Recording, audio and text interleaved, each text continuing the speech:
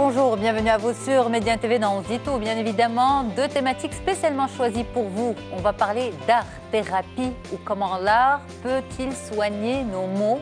Eh bien, on en parle avec deux spécialistes dans un petit moment. Ensuite, on enchaînera sur un autre sujet d'actualité, on va dire plutôt de saison, puisqu'on va parler des allergies du printemps chez les tout-petits avec Dr Mary Mouzoui. Ça, c'est les détails, les grandes lignes en fait. Les détails, tout de suite.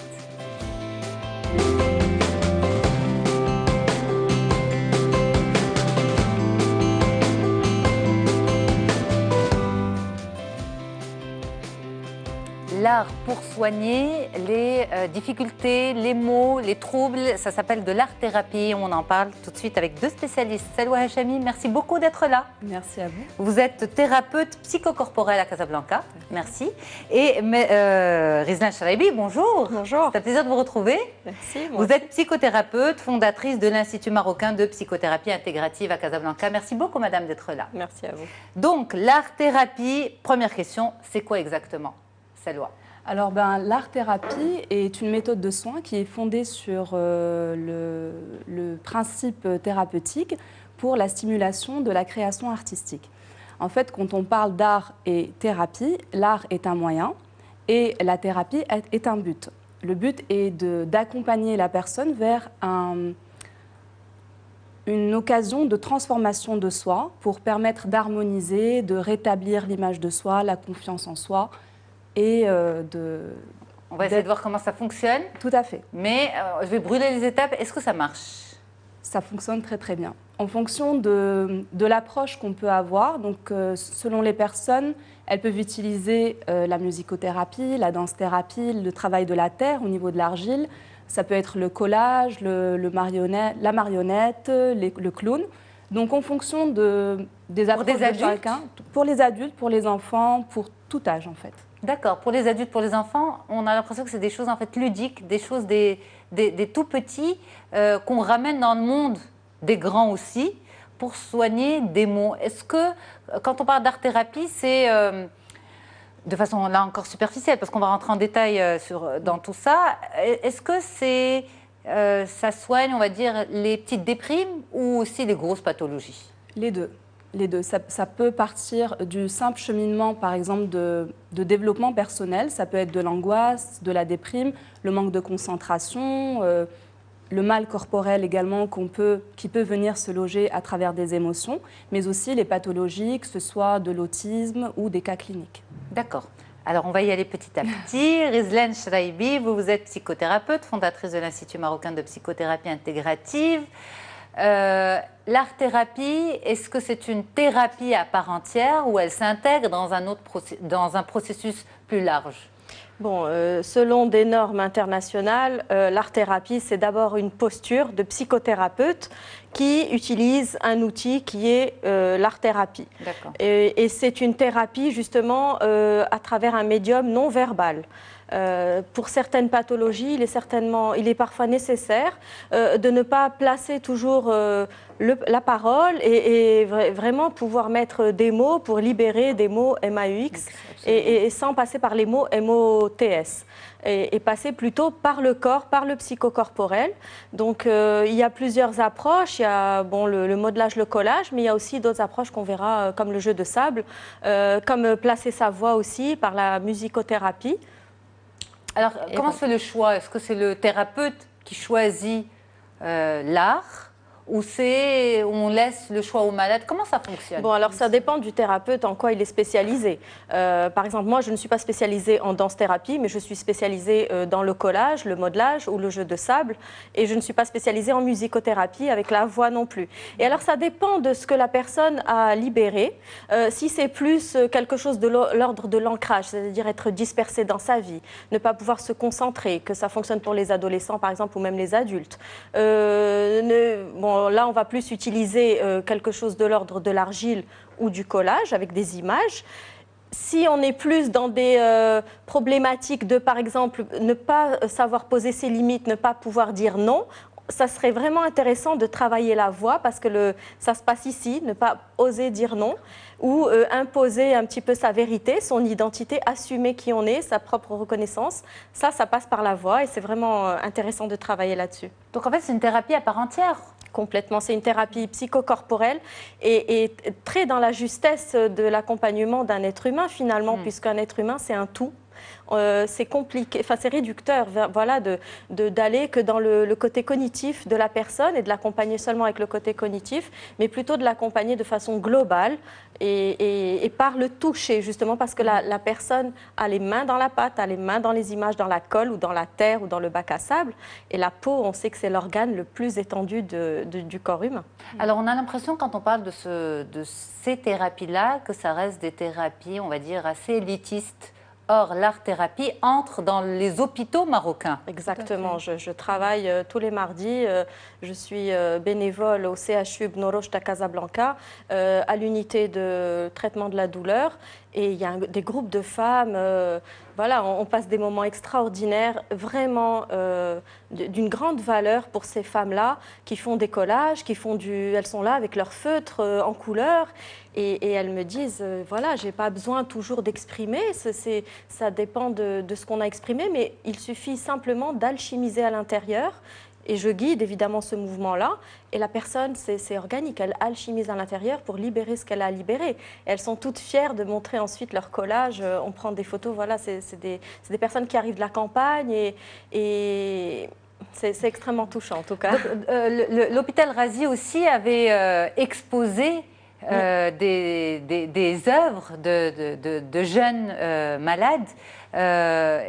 Donc l'art-thérapie existe, est véritablement installée dans les thérapies au sein des hôpitaux. Donc ça, c'était important de le rappeler. Je pense qu'il faut aller à la tradition marocaine. On est dans cette tradition un peu manuelle, on fait des tapis, on fait de la broderie, les artisans, voilà, exactement. Et repartir à la source de qui on est vraiment la clé de la réussite d'une thérapie. Parler aux gens par rapport à ce qu'ils leur parlent, justement, et à travers ce médium-là non verbal, arriver à se réaliser. À se réaliser et à comprendre aussi ce qui se passe. Alors là, on va essayer de comprendre le processus. C'est vrai que les arts sont nombreux, mais le but est le même, c'est la thérapie. Alors, comment ça fonctionne? On va prendre, on va dire, tout à l'heure on parlera des pathologies lourdes, mais avant, peut-être une personne qui vient vous voir parce qu'elle ne se sent pas bien, mal dans sa peau, on va dire une trentenaire, d'accord, qui ne se sent pas bien, qui ne sait pas si c'est une dépression, si, en tout cas, elle a l'impression que rien ne marche dans sa vie. Qu'est-ce que vous pouvez lui proposer? Alors, moi, je suis spécialisée dans le psychocorporel et dans la danse-thérapie. Donc, c'est l'expression du geste, dont l'expression corporelle qui va libérer des émotions, justement, dans l'espace et à travers sa chair et à travers son corps qui devient l'outil de représentation, que ce soit des peurs, justement de ses limites, des angoisses, puisque, justement, le but est d'exprimer par le geste des émotions qui sont là, qui n'arrivent pas à s'exprimer par la parole, puisque la parole a ses limites, justement.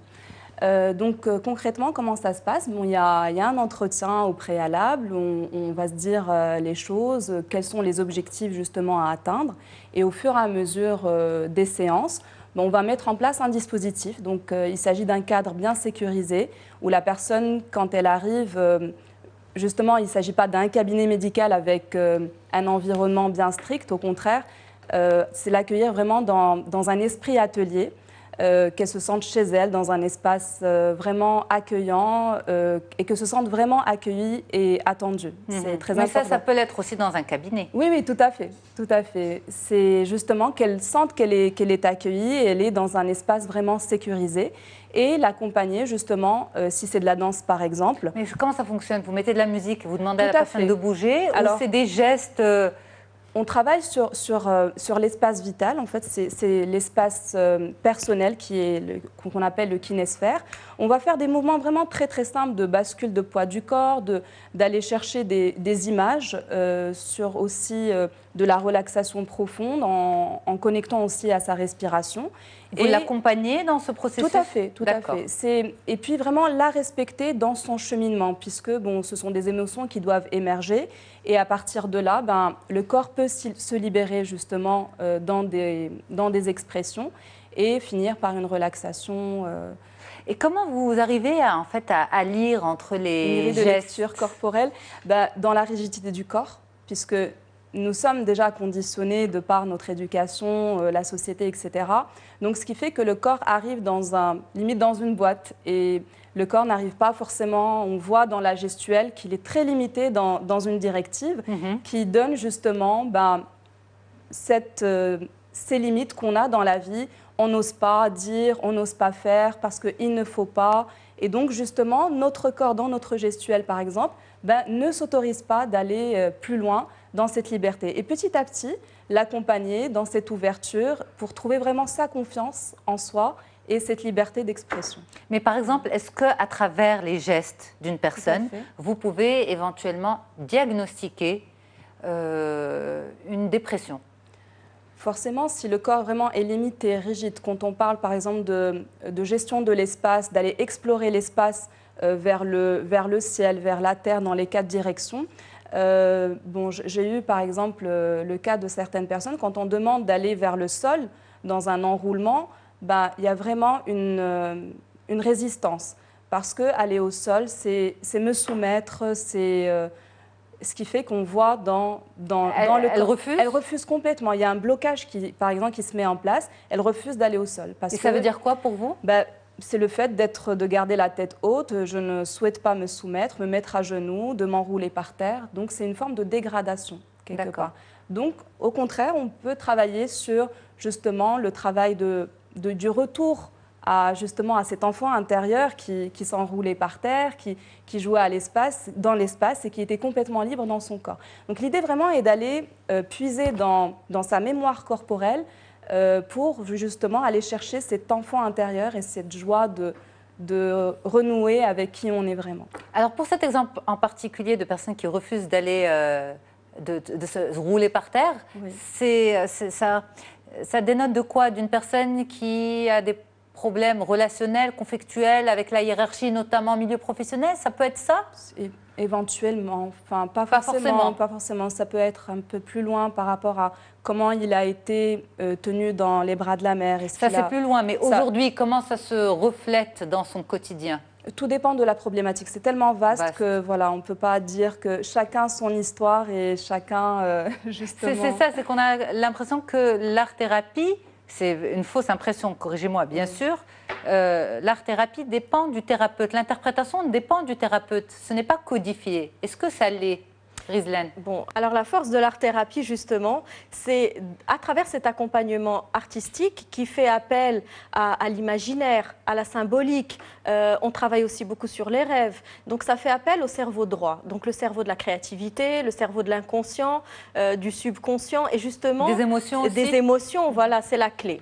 Une fois qu'on atteint les émotions, on peut transformer et contourner la résistance du patient pour pouvoir l'amener vers ses objectifs. Mais vous parlez vraiment de patient, là. Oui, là, pas d'artiste. C'est vraiment une thérapie. C'est vraiment une thérapie. Oui, c'est une thérapie avec un médium tactile, en tout cas pour ma part, et de matériaux qu'on utilise et de textures. Et on va chercher ce genre de ressenti-là pour pouvoir amener la personne dans une sorte de transe naturelle, c'est-à-dire qu'elle est dans cette rêverie, elle se laisse porter et elle n'est pas justement dans la stratégie de composer un tableau avec des normes esthétiques. Absolument. On n'est pas là-dedans.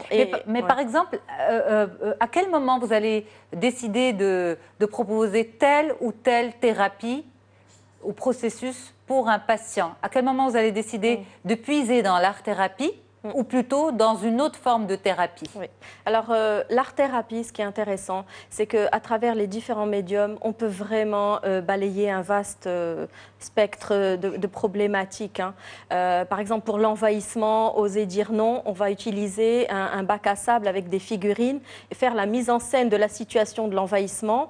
Ensuite, je vais induire une visualisation, je vais amener la personne à travers une histoire, les yeux fermés, et à travers l'imaginaire et les images et les symboles qui vont remonter, elle va être en mesure, en émergeant de là, de redisposer la scène dans le bac à sable pour reprendre le pouvoir sur sa vie. Comme je dis toujours, récupérer sa télécommande et récupérer le contrôle de sa vie. Et ensuite, elle sera capable de de la récupérer en vrai, dans sa vraie vie? Alors, c'est ce qui est vraiment magnifique, c'est que le cerveau ne fait pas la différence entre la réalité et l'imaginaire. Il suffit de l'avoir imaginé et d'avoir induit même une visualisation métaphorique pour que ça soit intégré. C'est vraiment la magie du cerveau. Alors, justement, qu'est-ce que permet l'art-thérapie que ne permettent pas, on va dire, les autres thérapies orales, les thérapies classiques, l'échange verbal, l'échange des mots, M-O-T-S? Ben, quelque part, on va vraiment aller récupérer notre enfant intérieur et se relier avec ce processus créateur, avec l'artiste qui est en nous. Quand on remarque les enfants, ils commencent d'abord par bouger avant de parler. Ils commencent à dessiner limite avant de parler, avant d'écrire. Donc, et puis, nous sommes dans une culture d'image. Déjà, depuis le temps, l'homme a toujours gravé dans la roche des images. Donc, nous sommes déjà dans cette image, dans ce principe de création depuis la naissance.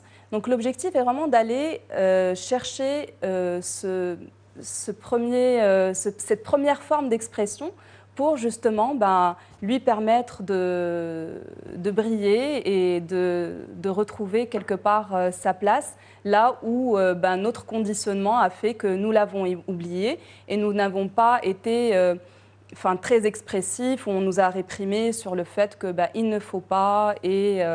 Alors justement, est-ce que ce moyen d'expression vous donne de l'information sur le patient, une information plus brute? Pourquoi? Parce que si on était parti peut-être que je raconte n'importe quoi, parce que les thérapies d'échange sont aussi des thérapies qui fonctionnent. Mais est-ce que cette thérapie-là donne vraiment de l'information brute sur le patient qui ne peut pas transformer ou interpréter à sa manière par les mots? Tout à fait, puisqu'il s'agit d'une œuvre artistique, d'une œuvre en tant que telle, quand on prend l'art-thérapie dans le sens où on va faire du collage avec de la peinture, il s'agit d'une œuvre évolutive, dans le sens où on va commencer par justement une œuvre dans le collage, etc. Et puis au fur et à mesure des séances, cette œuvre-là commence à évoluer au fil des séances par rapport justement à un vécu, par rapport à l'objectif qu'on s'est fixé, que ce soit la peur ou le développement de soi, d'aller chercher justement cette confiance, cette forme de liberté. Et il ne s'agit en rien à ce que le thérapeute, quelque part, puisse juger l'œuvre. Au contraire. Mais est-ce que vous faites de l'interprétation? Pas du tout. Il n'y a aucun jugement. Pas de jugement, mais d'interprétation, c'est-à-dire essayer de comprendre le mal-être d'un patient à travers ce qu'il crée. Dans un protocole, par exemple, d'une dizaine de séances, je passe par différentes phases où la personne va se connecter à elle-même, à sa créativité, à son intuition, et pour pouvoir aller explorer des zones jusque-là tronquées. Et on peut remarquer l'évolution entre les premières séances où c'est dans un balbutiement de collage ou d'images ou de couleurs, et à la fin, la personne peut vraiment s'autoriser justement à être complètement dans le plaisir, d'en avoir de la peinture jusque-là et peu importe exactement, et peu importe si elle a taché ses vêtements alors qu'au début elle se dit faut pas que je dépasse les bords. Il vient pas du fait que justement en tant qu'adulte, par exemple, si on prend le cas des adultes, on perd ces habitudes-là. Et donc au départ on est presque un peu maladroit face à ces choses-là. On est complètement tronqué de nos émotions, de notre impulsion première. On est poli par la politesse, on va dire poli dans une civilisation qui a des étiquettes, qui a des normes, et ça c'est nécessaire pour fonctionner en tant que citoyen parmi les autres. Mais les extrêmes ne sont jamais bons. Donc à un moment, c'est intéressant de se lâcher et de s'autoriser pleinement, de vivre pleinement ce qu'on a à vivre. Et surtout, l'objectif, c'est de reconnecter à cet amour de soi, à la reconnaissance de soi-même, à cette sécurité de son être. Et ça se voit vraiment à travers les différentes planches d'art-thérapie. Mais par exemple, le collage, le dessin, la peinture, et si on s'y mettait tous, par exemple, chez soi, est-ce que ça serait de l'art-thérapie aussi? Ça peut être des moments de relaxation, ça peut être des moments de jeu et de plaisir. Et c'est sûr que la thérapie, le mot thérapie entre en jeu quand il y a un thérapeute en face. Et c'est dans cette relation thérapeutique que justement la réussite de la guérison se place. C'est dans le lien qui se crée dans un transfert et contre-transfert avec son thérapeute. C'est là que la clé de la réussite se joue. Alors par exemple, pour les thérapies, on va dire plus classiques, plus conventionnelles, le divan, là le thérapeute en fait questionne le patient et le patient fait son cheminement. Au-delà de questionner, il l'écoute surtout. Il l'écoute. C'est de l'écoute active, non directive. Il l'écoute, mais il l'accompagne d'une certaine manière. Tout à fait. Il sait où il va avec lui. Il sous-tend l'approche. Alors pour l'art-thérapie, vers où on va? Est-ce qu'il y a un objectif? Est-ce que le thérapeute accompagne là aussi le patient d'une manière ou d'une autre? On induit un peu plus. Il y a une impulsion que le thérapeute va activer un petit peu plus que seulement être dans l'écoute active non directive. Il y a des... J'aime pas le mot stratégie, mais c'est un peu plus stratégique que simplement écouter. Donc on va aller guider vers des objectifs. Par exemple, si on prend le collage, comment ça fonctionne? Alors, c'est intéressant de démarrer par une anamnèse, voir un petit peu le problème. Si la problématique est confiance et estime de soi, ce qui arrive le plus souvent, c'est le grand générique de notre temps. Ça ne cache pas des dépressions? Alors, ça peut cacher des dépressions. Mais bon, en sachant que les dépressions lourdes, souvent, ils ne viennent pas au cabinet. C'est souvent des psychiatres qui nous les envoient parce qu'eux, ils sont en dépression lourde chez eux. Vous travaillez avec des psychiatres, justement? Complètement. En oncothérapie, c'est extrêmement fort. Par exemple, pour des schizophrénies, des bipolarités, on va y arriver. Mais on finit juste pour le collage. Comment ça fonctionne? Alors, le collage, ça démarre par une première étape d'anamnèse, de discussion, pour élaguer un petit peu la problématique. Ensuite, je vais induire une visualisation en fonction de la thématique, pour confiance et estime de soi. Donc, ce sont des métaphores, comme une histoire. Je raconte une histoire à la personne alors qu'elle a les yeux fermés. Et elle va aller chercher toutes les ressources à l'intérieur d'elle-même et pour ramener une sorte de trophée qui va lui permettre de récupérer sa confiance et estime d'elle-même. En émergeant de là, en réouvrant les yeux, je vais la laisser avec de la musique, faire du découpage dans des magazines, faire un collage. Il y a énormément de textures pour vraiment toucher au corps. Comment ça vous guide tout ça dans votre stratégie justement? En fonction du besoin, en fonction de la problématique. Oui, bien sûr. On a posé le besoin. Vous avez commencé, première séance. Ensuite, la personne ouvre ses yeux, vous la laissez avec le collage. Voilà, elle fait son collage. Et après le collage, c'est vraiment ce que j'appelle l'approche intégrative. C'est-à-dire qu'il y a plusieurs étapes dans la même séance. Une induction d'histoire, ensuite un collage, ensuite continuer à dérouler la problématique à travers l'écriture et ensuite on refait un partage pour voir le point de départ et où est-ce que la personne est arrivée. Mais ce que je veux dire par là, est-ce que si par exemple je colle cette image à côté de celle-là et celle-là en haut, ça veut dire quelque chose? Moi, j'interprète pas. Pas d'interprétation. Je touche plus. C'est tellement précieux. Il s'est passé vraiment quelque chose au niveau du subconscient et ça serait réducteur. Donc c'est au niveau du subconscient. Alors pourquoi c'est au niveau du subconscient et de l'inconscience? Parce que la personne a les yeux fermés. Et dès qu'on touche à la symbolique, à la visualisation métaphorique, c'est le subconscient. La visualisation métaphorique, c'est quoi pour les téléspectateurs? C'est quand je commence à raconter une histoire avec la thématique du problème de départ et je demande à la personne, qu'est-ce que tu veux à la place? Donc, ils me disent, voilà, je vais arriver à tel résultat. Donc, c'est un chemin. On part du problème de départ pour arriver au résultat souhaité. Vous déprogrammez, reprogrammez, en fait. Je retrace un chemin nouveau. Mais la place du collage dans tout ça? Eh bien, la place du collage permet d'externaliser la problématique et de la poser en face de soi. D'accord. Et concrètement, c'est ce qui se passe. C'est sorti du système intérieur. Donc, en fait, les images que vous proposez pour le collage, c'est des images particulières, bien choisies? Je ne propose pas, les personnes choisissent au hasard. Voilà, elles choisissent dans des magazines les images qui les appellent.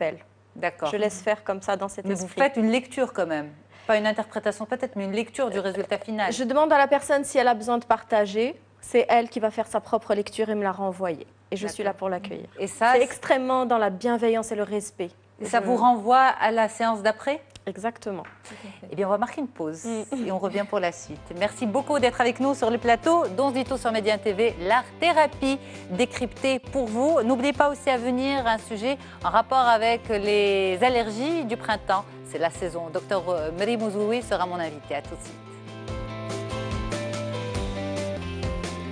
Vous êtes avec nous, bien sûr, sur Médiane TV, dans On se dit tout. Et on se dit tout aujourd'hui autour de l'art-thérapie, cette thérapie qui utilise l'art pour exprimer nos mots et surtout pour arriver à ce qu'on puisse s'en débarrasser. Ce n'est pas une thérapie réservée à l'élite, elle existe dans les hôpitaux marocains. Et justement, on en parle avec deux professionnels.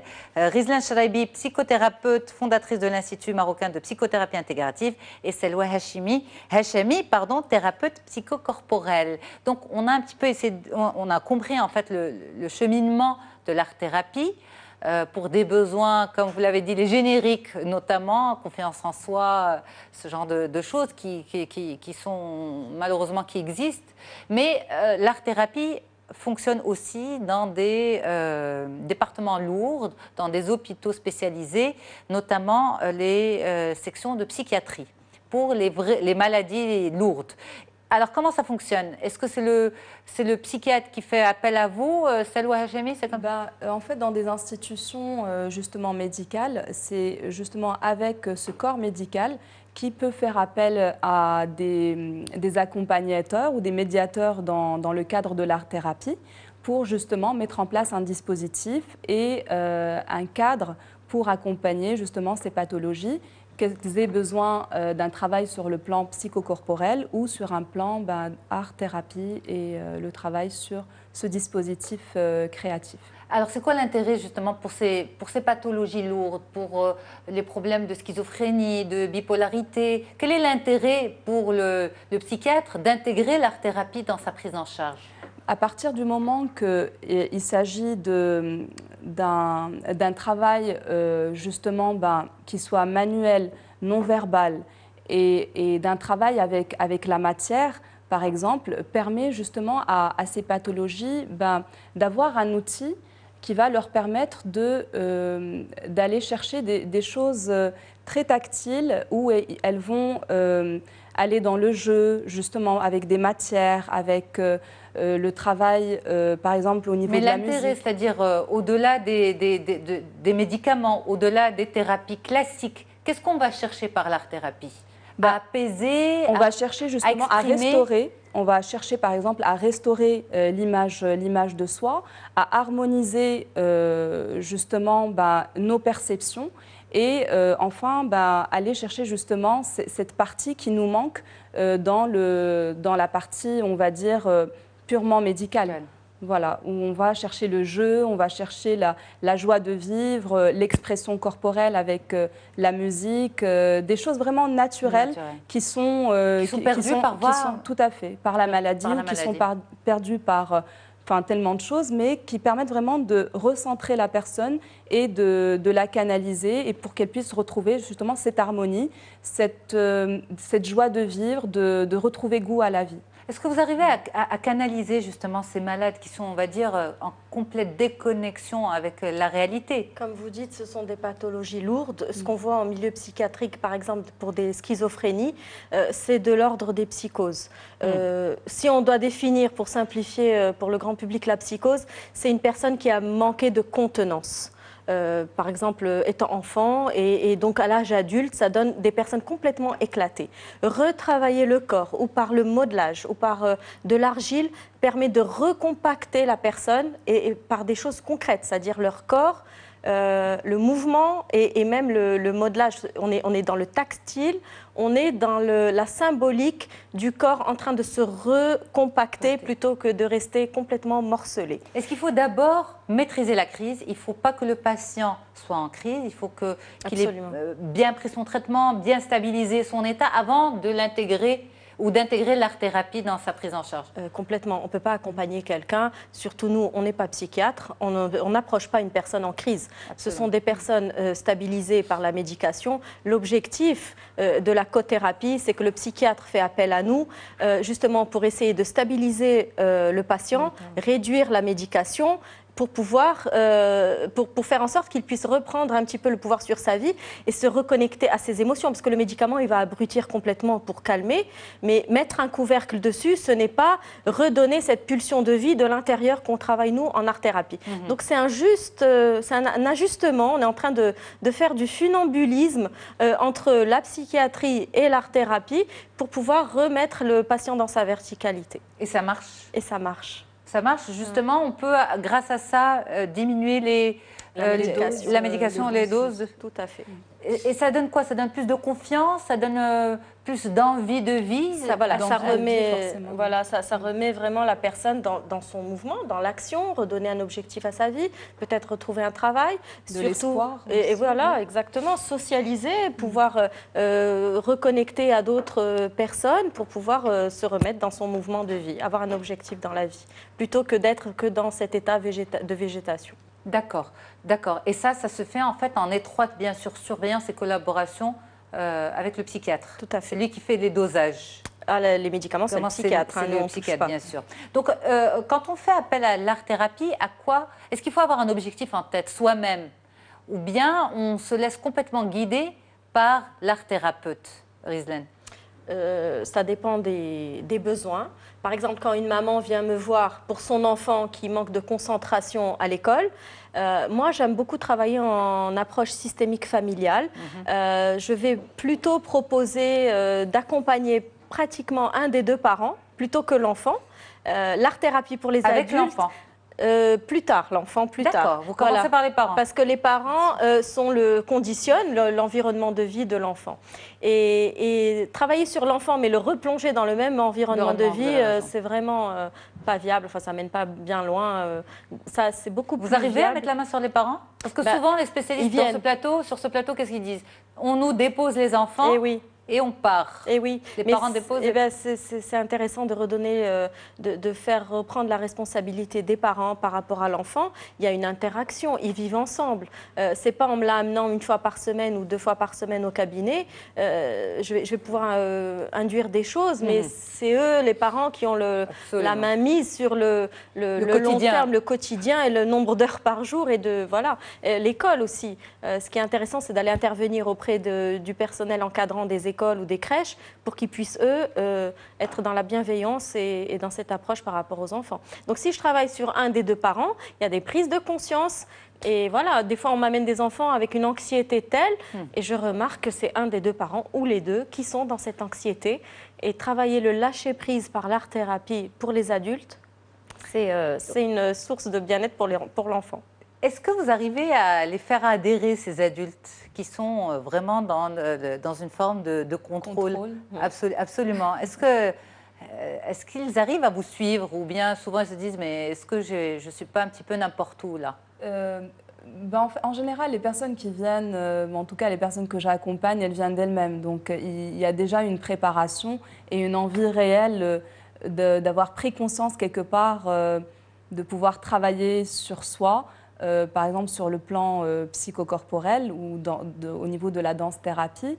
Et au fur et à mesure en fait, des séances, il y a comme des formes de surprise de conscience où le corps donne la réponse par rapport à des choses vraiment qu'on n'arrivait pas à régler depuis très longtemps. Par exemple? Une image, c'est pas moi qui... Oui, bien sûr.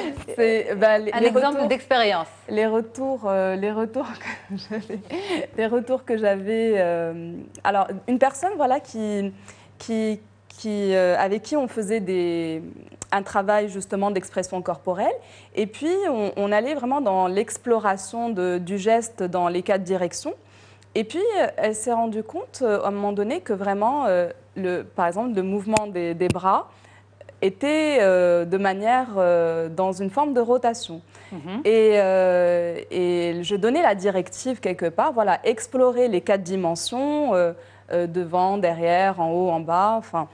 Et après, elle s'est rendue compte, elle s'est regardée, oui, mais je suis limitée, voilà. Et elle n'arrivait pas à faire le mouvement? Non, c'était parce qu'elle était, elle venait d'un...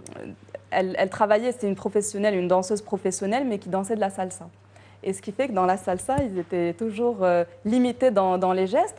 Et puis, elle a pris conscience que, tiens, je peux m'autoriser d'aller plus loin parce que, bon, je viens du milieu professionnel de cette danse latine qui me limitait dans mon espace et dans mon schéma corporel. Ah tiens, là, je peux... Elle était tout étonnée de pouvoir aller chercher autre chose. Et ça, au-delà de la technique de la danse, oui. on va dire de la salsa, mais dans son quotidien, ça se reflétait comment? L'incapacité à aller plus loin dans son espace vital. Dans son espace vital, ou parce qu'elle était dans une gestuelle justement limitée et puis dans des mouvements répétitifs du quotidien. Voilà, se lever le matin, faire ceci. On est tous comme ça. On est tous comme ça. Donc on est dans un cadre, nous évoluons tous dans un cadre et dans un espace vraiment limité et qui inconsciemment nous met dans une forme de limite du corps en lui-même. Et à travers, par exemple, la danse-thérapie et l'expression de soi dans l'espace, on devient quelque part sculpteur de l'espace, on se rend compte que notre dimension justement physique peut aller au-delà de nos limites intellectuelles, enfin nos limites mentales. Ça ouvre la magnifique perspective d'avoir le courage de redevenir soi-même. Ça, c'est immense. La liberté. Ouais, liberté de... Mais d'aller jusqu'où? Dans la liberté, dans l'espace vital des autres. Aussi. Ça permet justement de respecter son propre espace, de bien connaître en fait. C'est une maîtrise de soi, de son espace personnel et comment interagir avec l'espace de l'autre. Et justement, dans le respect de l'autre et comment justement, dans mon espace, j'évolue dans l'espace de l'autre. Est-ce que la présence de l'autre me gêne ou est-ce que j'accueille l'autre dans mon espace? Ça facilite les rapports humains? Tout à fait. Oui, dans le cas de la cohésion de groupe, même en entreprise, la gestion du stress, la cohésion d'équipe, ça donne vraiment beaucoup de résultats, le travail sur le corps. On aurait eu un peu plus de temps, vous aurez mis au milieu pour nous montrer comment on peut se passer, se débarrasser de ce stress. Tous ensemble. Tous ensemble. Alors peut-être pour finir, le titre d'art thérapeute, c'est pas un titre qui est protégé? Il est réglementé en France et en Europe, en Amérique. Ici, malheureusement, on est à peine en train de structurer tout ça. Art thérapeute, c'est un minimum de 1000 heures de formation sur 3 années.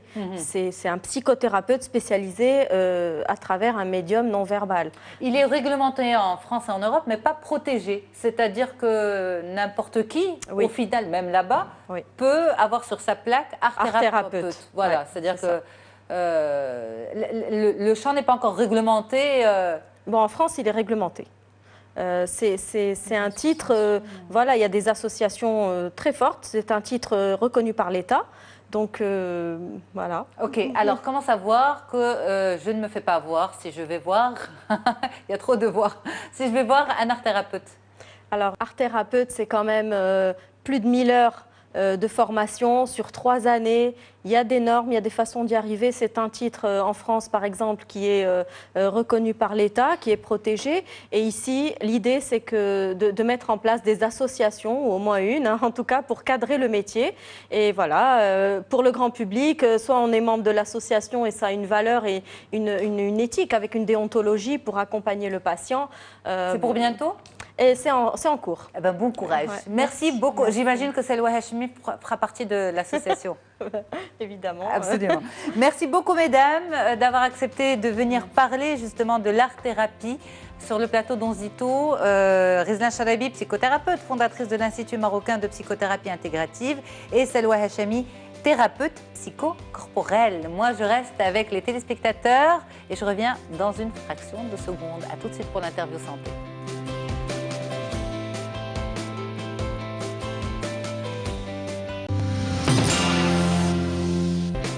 Allez, on enchaîne cette fois-ci avec notre interview santé. Les beaux jours sont là, le printemps est bien installé et avec cette belle saison, eh bien, son petit lot de problèmes d'allergie, surtout chez les tout-petits. On en parle avec vous, Dr Meriem Ouzouyi. Vous êtes pédiatre à Tanger. Merci beaucoup d'avoir fait le déplacement dans nos locaux à Médiane TV. Alors, le point avec vous aujourd'hui sur ces allergies du printemps chez les enfants. Les allergies du printemps, ce n'est pas uniquement le rhume des foins. Non, non, ce n'est pas uniquement les rhumes de foin. Alors, les allergies du printemps touchaient 5% de la population aux environs de 1970. Maintenant, ils touchent 30% de la population et l'OMS estime qu'en 2050, elle va toucher en fait la moitié de la population. C'est quoi une allergie? Alors, L'allergie, en fait, notre organisme se défend contre les microbes en produisant des anticorps. Alors, qu'est-ce qui se passe? En fait, il y a des protéines, il y a des allergènes, c'est des pollens de graminées, ça peut être aussi des acariens. Les acariens, en fait, c'est des petites bêtes qui ressemblent à des araignées, qui se nourrissent en fait de la peau et des ancres et qui logent au niveau des lits et de la poussière. Il y a aussi les moisissures, ces champignons qui aiment bien les régions humides. Il y a aussi les poils des animaux, alors qui sont considérés comme des intrus par notre organisme. Donc notre organisme, en fait, il produit des anticorps pour combattre ces intrus. Alors ces anticorps, on les appelle les IgE. Alors il y a tout d'abord une phase de sensibilisation où notre corps est sensibilisé contre ces allergènes. Puis après, il y a une phase d'allergie, une phase effectrice où notre organisme, en fait, quand il sécrète les anticorps, il se fixe sur des types de globules blancs qu'on appelle les mastocytes. Ces mastocytes, quand ils sont en contact avec l'allergène, explosent, ils libèrent le contenu des granules, ce qu'on appelle l'histamine. Alors c'est comme ça que ça se passe les allergies, c'est-à-dire on crée une réaction inflammatoire contre des allergènes que notre organisme considère comme des intrus. Mais par rapport aux allergies du printemps en particulier, on ne peut pas naître allergique. Non, on ne peut pas naître allergique, c'est-à-dire c'est une allergie qui peut s'installer dans le temps. C'est-à-dire au début, on n'est pas allergique. Alors il y a un facteur bien sûr génétique, c'est-à-dire si les deux parents sont allergiques, il y a 60% de risque pour l'enfant d'être allergique. Donc il y a un facteur génétique bien sûr, mais on ne peut pas prédire si l'enfant par la suite va faire des risques d'allergie. Alors c'est-à-dire comment prévenir l'allergie pour un enfant. Alors, il y a des... Avant de parler de prévenir l'allergie, justement, si vous le permettez, à quel âge on peut poser le diagnostic de l'allergie chez l'enfant? Un enfant, comment je peux savoir qu'un enfant est allergique, surtout qu'un enfant ne parle pas? Alors, surtout qu'un enfant ne n'est pas allergique. Ne n'est pas allergique. Alors, il y a différents types d'allergies. Il y a l'allergie au niveau du nez, la rhinite allergique. C'est un enfant, en fait, qui se gratte le nez, qui a le nez qui coule. C'est un enfant en fait qui a le nez bouché. Il y a aussi la conjonctivite allergique, c'est-à-dire c'est un enfant qui a les yeux rouges avec des sécrétions au niveau des yeux. Il y a aussi ce qu'on appelle l'eczéma, c'est-à-dire il y a des plaques rouges au niveau de la peau. L'enfant aussi se gratte, des fois il y a une desquamation. Et toutes ces allergies sont, on va dire, exacerbées au printemps? Alors, toutes ces allergies peuvent être exacerbées au printemps, mais ce n'est pas que le printemps. Hein. Moi, je parle aujourd'hui que des allergies au printemps. Absolument. Mais il y a différents types d'allergènes qui peuvent causer ça. Les acariens, ce n'est pas que le printemps, ça peut être toute l'année. Les moisissures, ce n'est pas que le printemps. Il y a aussi les poils des animaux. Donc, moi, je parle uniquement en fait des pollens des arbres, des graminées qui se voient surtout le printemps, qui donnent en fait ces symptômes-là. Alors, il ne faut pas hésiter à aller chez le médecin spécialisé, chez un allergologue, pour en fait faire le diagnostic et pour instaurer un traitement adéquat. On insiste sur les symptômes? Alors, le diagnostic de l'allergie, c'est un diagnostic avant tout clinique, mais on peut s'aider d'une batterie d'examens. Alors, il y a ce qu'on appelle les prick tests. Les prick tests, en fait, on met une petite aiguille et on introduit à l'intérieur de la peau, en fait, l'allergène, ce qui cause cette allergie. On voit la réaction de l'organisme et on mesure cette papule. Alors, si c'est 5 mm, c'est significatif. Alors, ces prick tests permettent de faire le diagnostic de l'allergie. Contre quel type d'allergène, en fait, on est allergique? Contre tout type d'allergène? Alors bien sûr, on n'a pas en fait tous les batteries, on ne peut pas tester tout. On teste en fait les plus fréquents et ça nous permet de voir s'il y a une sensibilisation. On peut être allergique, mais on ne peut pas en fait manifester en fait par les prick tests les allergies. C'est-à-dire les prick tests peuvent être négatifs, ça ne veut pas dire qu'on n'est pas allergique. D'accord, mais si on peut insister sur les symptômes, vous avez parlé de nez qui coule, des yeux qui larmoient. Au bout de combien de temps, on va dire, on doit absolument consulter un pédiatre allergologue, un ORL pour ce genre de symptômes? Alors, si vous avez le nez qui coule 1 semaine, 2 semaines, ça peut être juste une grippe, ça ne veut pas dire que c'est une rhinite allergique. Chez l'enfant, toujours? Chez l'enfant. Mais si c'est une rhinite qui dure dans le temps, s'il a toujours le nez bouché, cette sensation de nez bouché, là, il faut absolument consulter un ORL. Par rapport aux symptômes respiratoires, si vous avez une toux qui, surtout la nuit ou au petit matin, si c'est une toux chronique, c'est-à-dire qui dure plus de 3 semaines, si c'est une toux sèche, là, il faut absolument consulter aussi un allergologue. C'est surtout la durée, c'est la chronologie, en fait. C'est des toux qui durent. C'est comme ça qu'on peut faire le diagnostic, en fait, clinique. D'accord. Alors, les parents, souvent, ont peur du diagnostic lorsque le médecin dit que l'enfant fait une allergie liée au printemps, par exemple, là, puisqu'on en parle, c'est le sujet d'aujourd'hui. Les parents ont peur d'un asthme futur. Est-ce qu'il y a un lien ? C'est-à-dire, il faut savoir que la plupart des asthmes, par exemple les asthmes du nourrisson, c'est des asthmes qui disparaissent. Seuls 30% des asthmatiques restent asthmatiques. Il ne faut pas considérer l'allergie comme une fatalité. Ça dépend en fait du type d'allergie. Est-ce que c'est une porte d'entrée oui, à l'asthme? Alors, il y a ce qu'on appelle la marche atopique, c'est-à-dire quand on fait en fait une allergie alimentaire aux protéines de lait de vache, on peut faire par la suite de l'eczéma, on peut faire par la suite de l'asthme et on peut faire par la suite une rhinite allergique. C'est-à-dire, il faut pas, quand je dis ça, il ne faut pas avoir peur, c'est-à-dire il faut, quand on sait que notre enfant est allergique, il faut instaurer un traitement le plus tôt possible pour essayer de prévenir en fait que ça ne se développe, c'est ça, et que l'inflammation ne se déclenche pas. Est-ce qu'il y a un âge critique ? Est-ce qu'il y a un âge critique d'apparition de ces symptômes et de ces allergies? Est-ce que par exemple le fait que l'enfant aille en crèche, ça affaiblit son système immunitaire et c'est une porte d'entrée au système immunitaire?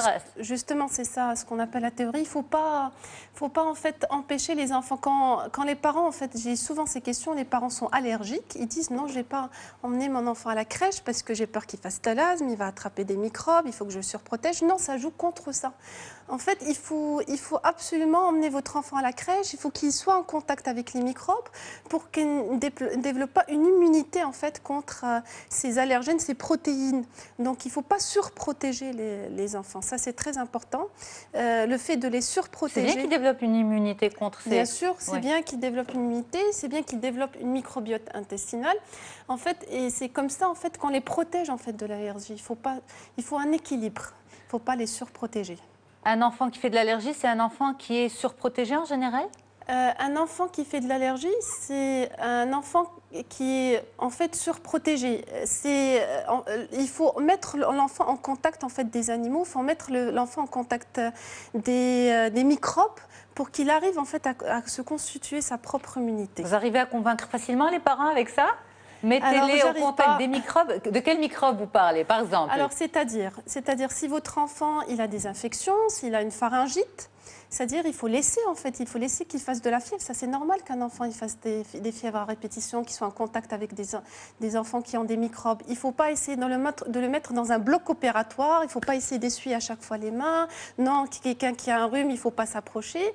Il faut laisser l'enfant en fait, jouer à sa guise. S'il a des microbes, c'est normal. Ça, c'est l'évolution normale d'un enfant. En fait. Il ne faut pas essayer de trop protéger l'enfant, de le mettre dans une bulle, parce que ce n'est pas bien pour l'enfant. On a souvent peur de la fièvre en tant que parent, justement. On profite de la parenthèse. Alors la fièvre, c'est un phénomène naturel, il faut l'accepter. C'est un mécanisme de défense de l'organisme contre les infections.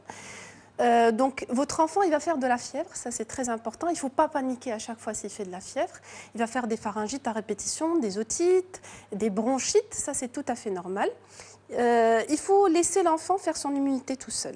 Mais un enfant qui fait des allergies, est-ce qu'il n'a pas besoin d'être protégé justement plus qu'un autre enfant? Non, un enfant qui... Parce qu'il tombe déjà, il est, on va dire presque, c'est une maladie chronique. Donc, il est déjà constamment malade ou par poussée. Alors, un enfant qui fait de l'allergie, alors si votre enfant en fait, il fait de l'allergie, il y a plusieurs traitements à instaurer. Alors, il y a un traitement médicamenteux, c'est-à-dire il y a les antihistaminiques, comme j'en ai parlé. En fait, quand il y a de l'allergie, il y a libération de l'histamine. Des fois, on utilise des corticoïdes locaux, par exemple dans la rhinite allergique, ou des corticoïdes oraux. Alors, dans l'asthme, ça va être une corticothérapie inhalée. Alors, il y a un traitement médicamenteux, il y a un traitement de l'environnement, en fait, les mesures préventives de l'environnement. Alors, qu'est-ce qu'il faut faire? Justement.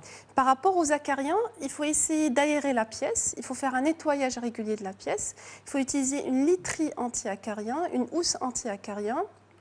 Pas de tapis? Pas de tapis, pas de moquette.